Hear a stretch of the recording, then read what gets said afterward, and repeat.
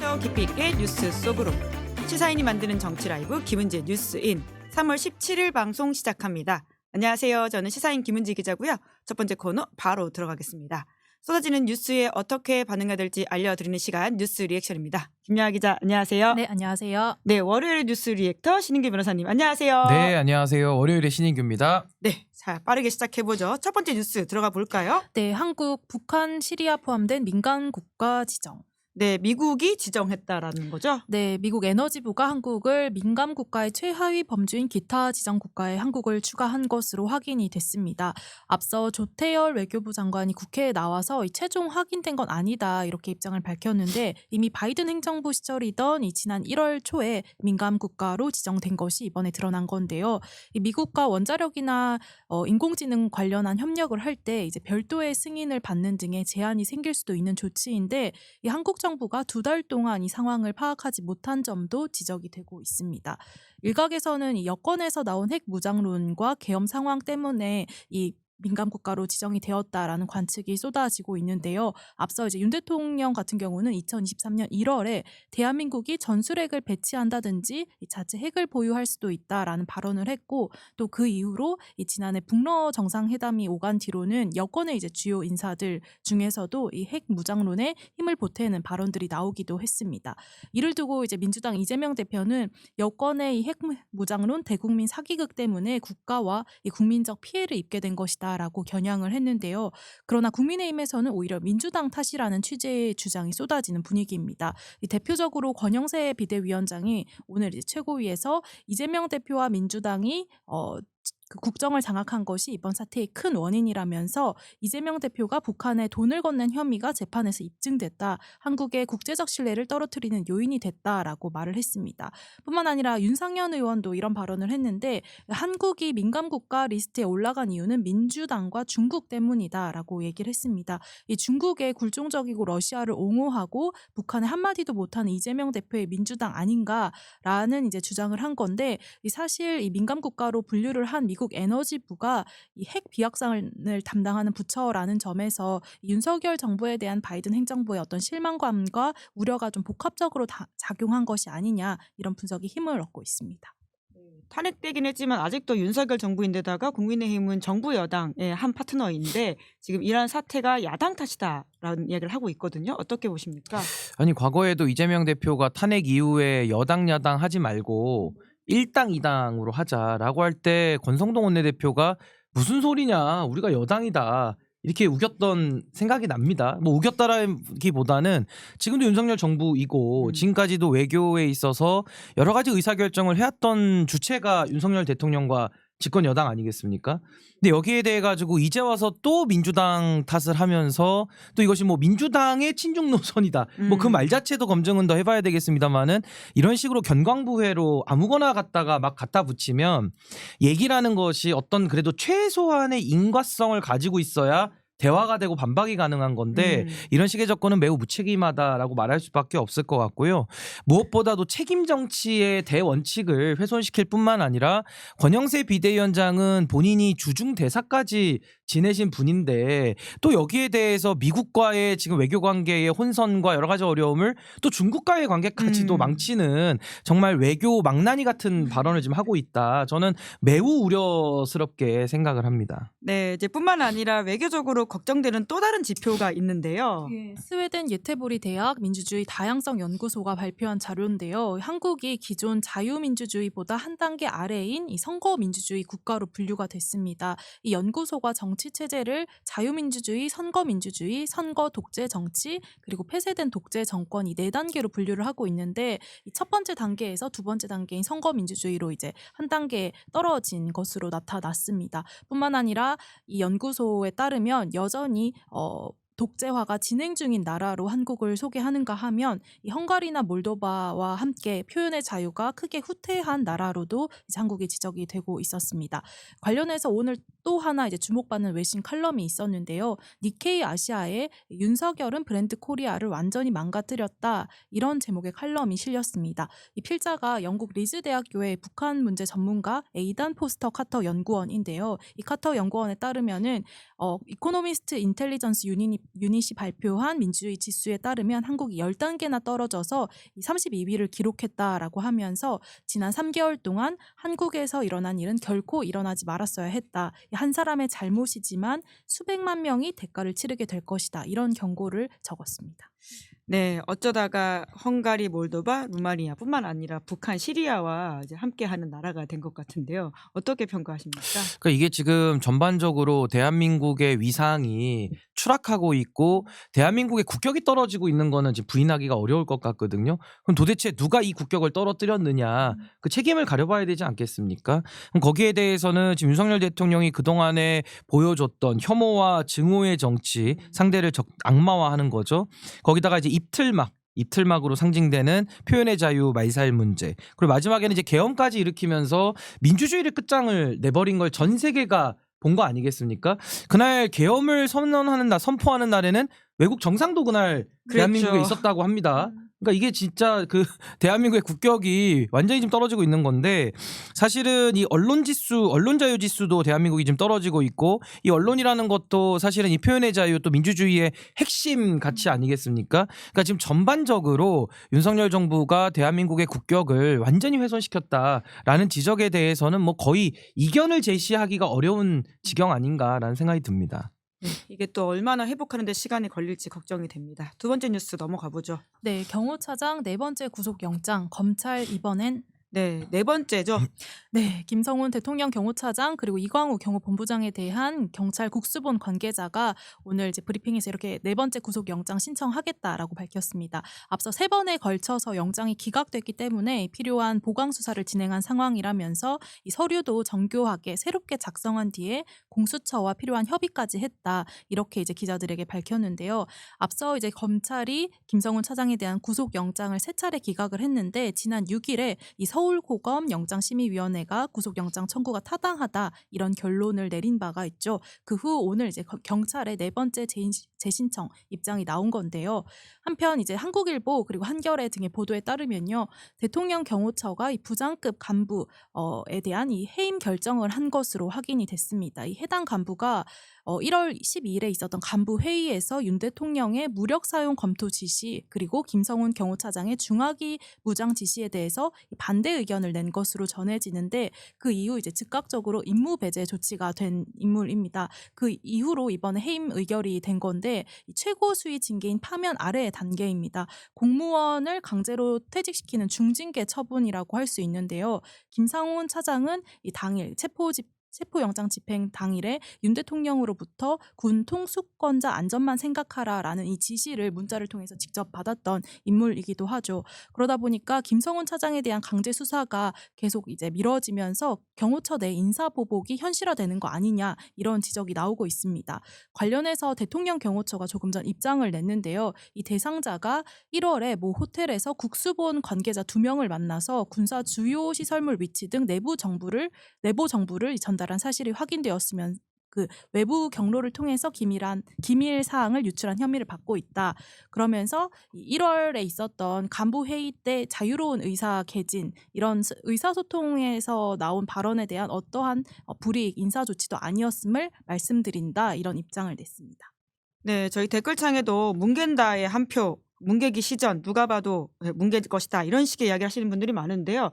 우리 신 변호사님께서는 이번에는 검찰이 구속영장을 청구할 거라고 보십니까? 그러니까 지금 참 이해할 수 없는 이유로 영장 청구, 그러니까 경찰이 영장 청구권이 없기 때문에 검찰에 대해서 영장을 신청을 하죠. 그럼 검찰 같은 경우는 특별한 사정이 없을 때는 영장을 대신 청구해서 이제 수사를 진행시키는 건데 이해할 수 없는 이유로 김성훈 차장 앞에만 들어가면 마치 김건희 여사 앞에서 정의의 칼이 굽듯이 김성훈 차장 앞에서도 영장 청구가 3번이나 그동안 안 됐던 겁니다. 그러다가 이번에 그 영장 청구 심의위에서 이거 영장 청구해야 된다. 외부위원들이 이렇게 이야기를 했기 때문에 이번에도 만약에 뭉갠다라고 한다면은 정말 모종의 이유, 그러니까 뭐 김건희 여사와의 뭐 연계설이라든지 이런 것들을 스스로 자인한다라고 볼 수밖에 없고요.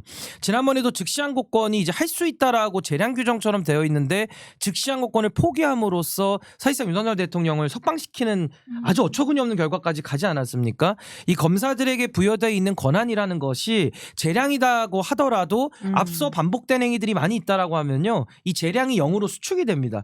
사실상 의무로서 해야 되는 일들이 될 수 있는데 지금 검찰이 유독 윤석열, 김건희 또 내지는 그들과 연관된 사람들이 있어서만큼은 아주 예외의 예외를 지금 거듭해주고 있기 때문에 전 이 부분에 대해서는 이번에는 검찰이 영장 청구를 하지 않을 도리가 없다. 전 그렇게 봅니다. 네, 이제 그럼에도 계속해서 초읽기만 하는 이 상황이 답답하다라고 하는 댓글들이 많은데요.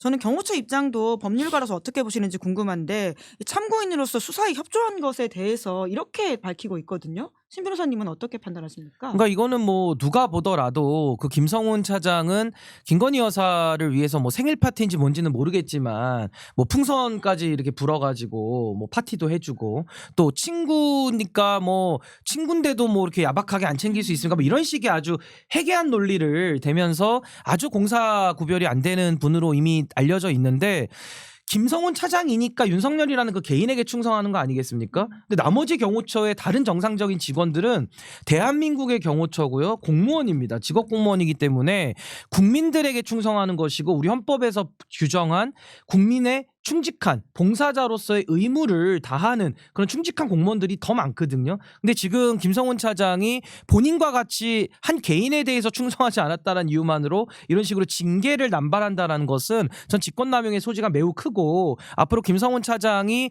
더 감당해야 될 그 공소장의 무게가 더 늘어나는 거 아닌가 저 그런 생각이 들었습니다.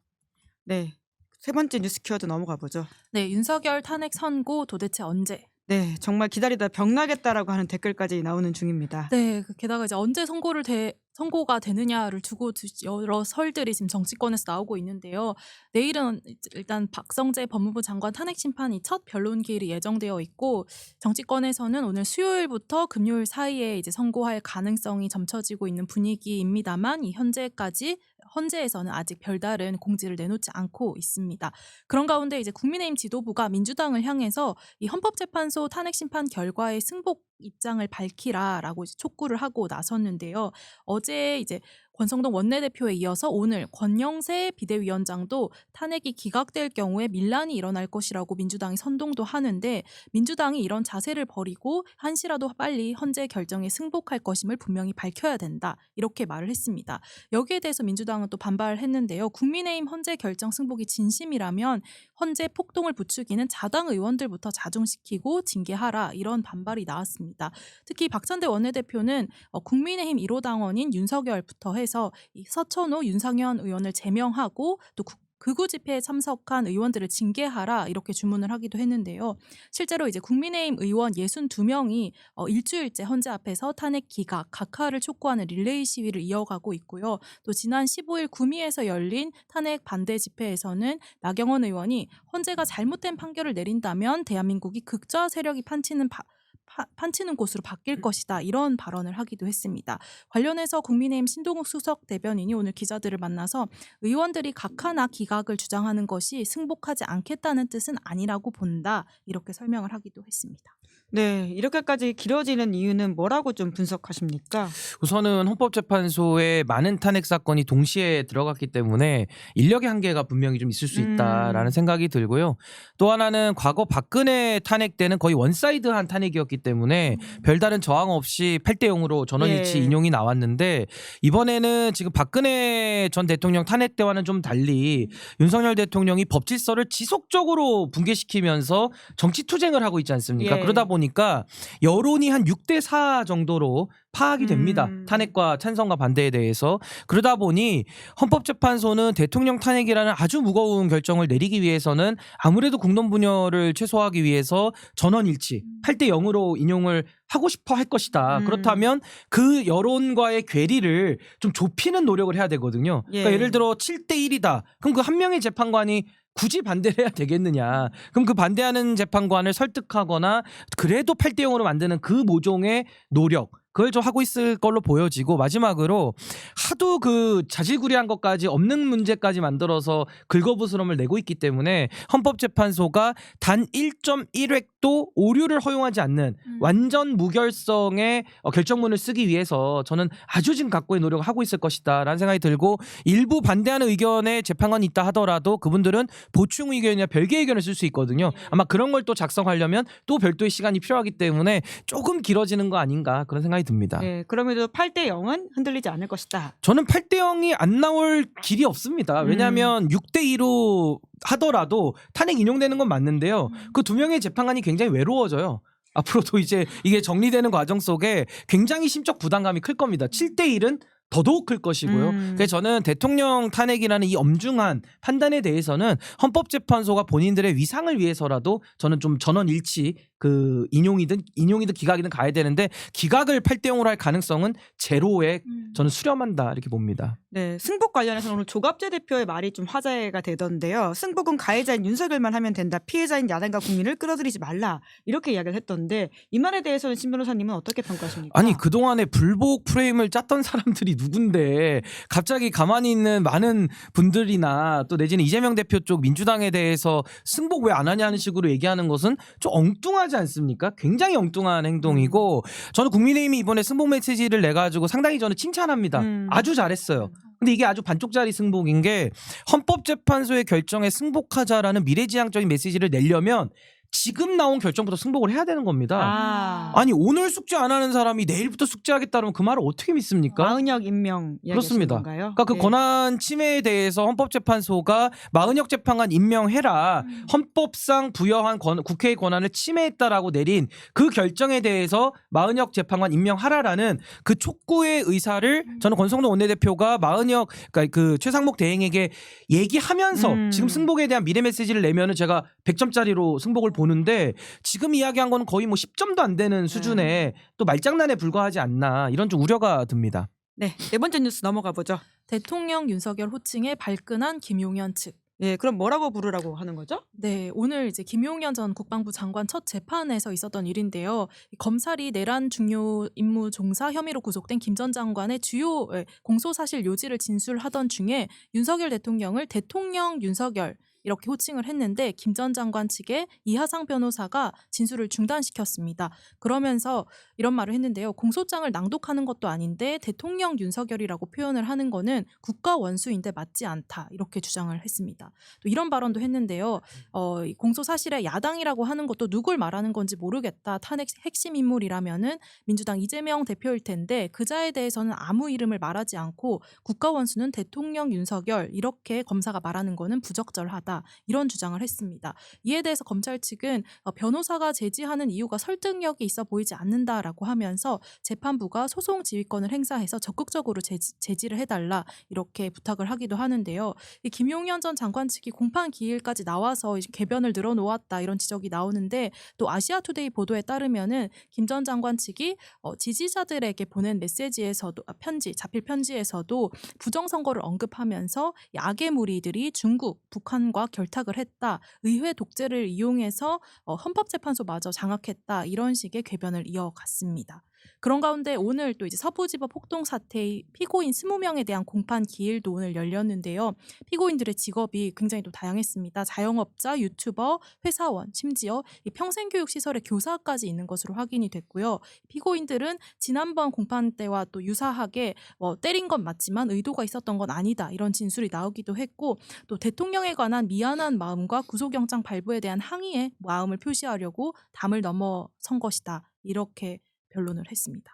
네, 법조인이시잖아요. 그러니까 법원에서 재판을 할 때 대통령 윤석열이라고 한 호칭에 발권을 하면 어떻게 해야 된다고 보십니까? 그러니까 예를 들면 저한테도 누가 신 변호사님이라 부르기도 하고 예. 또 어떤 분은 전 대변인님 부르기도 하고 뭐 인규 씨라고 부르기도 하고 다양하게 좀 부르고 싶은 대로 예. 부르라고 하는데 만약에 윤석열 대통령도 대통령 윤석열이 마음에 안 든다면 다른 호칭을 불러줘야죠. 건희 남편, 김건희 남편 내지는 전 0010 그 수임 번호죠. 전 0010 내지는 내란 수계 피고인 윤석열 뭐 이런 다양한 표현이 있습니다. 그러니까 이런 식의 표현을 그럼 불러달라는 얘기로밖에 해석이 안 될 정도로 저 변호인의 주장은 상당히 좀 어처구니가 없죠. 법정에 나와가지고 정해진 방어권 행사하면서 변론만 하면 되지 무슨 대통령이라고 부르는 부분에 대해서까지도 시비를 걸고 저렇게 문제제기를 하는 것인지 정말 어처구니가 없고 그러면 무슨 호칭으로 불러야 되는지를 한번 되묻고 싶어요. 뭐 대통령 윤석열 각하 뭐 이렇게 불러달라는 건지 한번 좀 묻고 싶습니다. 도대체 원수다 이런 걸 강조했다고 하던데요. 뭐 원수라는 의미가 다른 의미인데 원수긴 원수죠. 예, 국민적 원수입니다 지금. 네, 얼른 저희 신인규 변호사님이 원샷 원킬 사진 짧게라도 짚고 넘어가 볼까요? 예, 원사용기를 한번 봐야죠. 보시면은 지금 그 차성한 교수의 모습이 보입니다.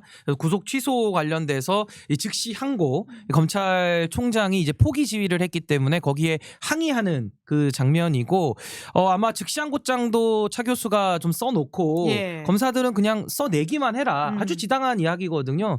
검사는 아주 특수한 공무원, 단독관청의 지위를 갖고 있기 때문에 특수본에 있는 주인 검사뿐만 아니라 어떤 검사 누구라도 즉시 항고장을 유효하게 제출할 수 있습니다. 그러니까요. 그런데도 지금까지도 결국에는 기한이 만료가 됐고 그 정의로운 검사 한 명이 없었기 때문에 저는 검찰은 아마 국민적인 심판에 전 직면할 수밖에 없을 것이다. 결과적으로 즉시 항고를 하지 않았고요.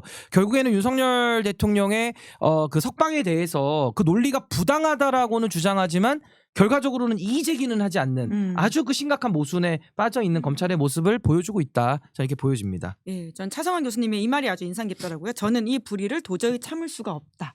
보통의 사람들의 마음에 가닿는 말이지 않을까 싶은데요. 이 불의를 견디지 않고 또 저희가 잘 버텨보도록 하겠습니다. 두 분 수고 많으셨습니다. 고맙습니다. 네, 감사합니다. 감사합니다.